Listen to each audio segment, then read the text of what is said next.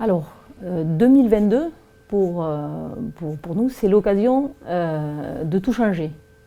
Donc voilà, soit on reste dans un système anti-social, anti-écologique, antidémocratique, soit on tourne la page et on remet à plat les choses importantes pour les gens. Voilà.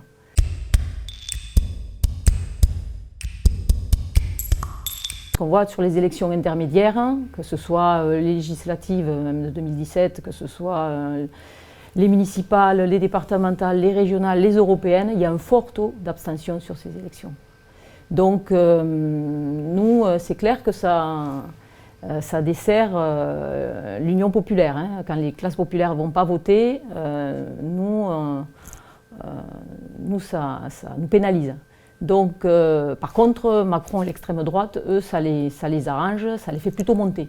Donc, l'enjeu, c'est aussi de faire revenir les gens aux urnes et, comme j'ai dit, de recentrer donc, le débat autour des propositions et vraiment d'en faire le centre des choix des personnes.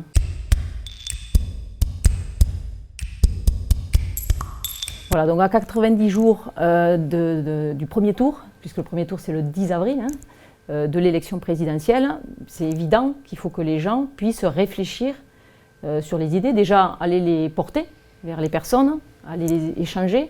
Donc ça prend du temps pour ancrer certaines propositions. Donc nous on a pris le temps, puisqu'on a démarré la campagne quasiment en novembre 2020.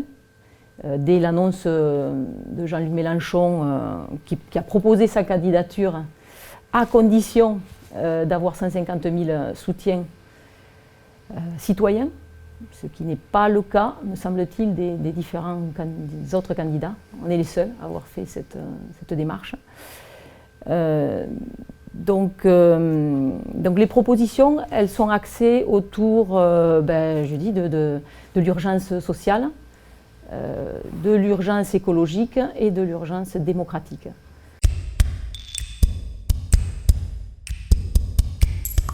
Alors, au niveau local, il y a des groupes d'action.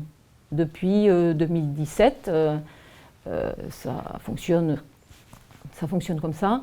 Ces groupes d'action se sont élargis aussi autour de l'Union populaire, au-delà de la France insoumise. Donc, par le biais d'une plateforme, chacun peut aller soutenir la candidature de Jean-Luc Mélenchon et du programme au-delà de la France insoumise. Voilà, c'est ça aussi la campagne autour de l'Union populaire, c'est d'élargir au-delà des militants de 2017.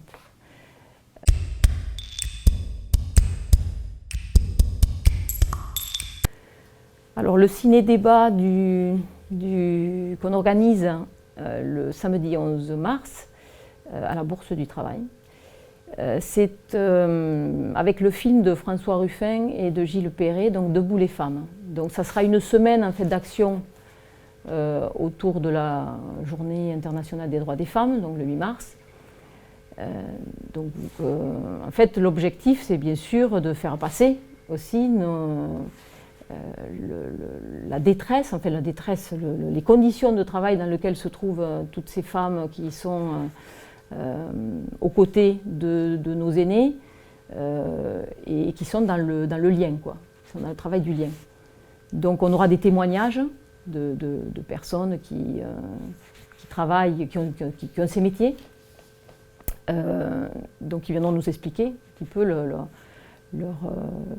aspirations, ce qu'elles espèrent aussi par rapport à leur statut, par rapport à leur reconnaissance. Voilà, le film a eu un très grand succès en France, partout où il est passé, parce qu'on a un candidat, enfin on a un président de la République Macron, qui s'était engagé justement à prendre en compte l'importance de ces métiers du lien et qui n'a, à l'heure actuelle, rien fait du tout pour améliorer leurs conditions de travail, pour améliorer leur salaire. Donc il faut continuer à mettre en lumière ces femmes, essentiellement des femmes qui sont aux côtés de nos parents âgés, mais pas que, il y a aussi les auxiliaires qui travaillent dans les écoles auprès des enfants en difficulté. Voilà, tous ces métiers en fait, qui sont souvent contractuels et très précarisés.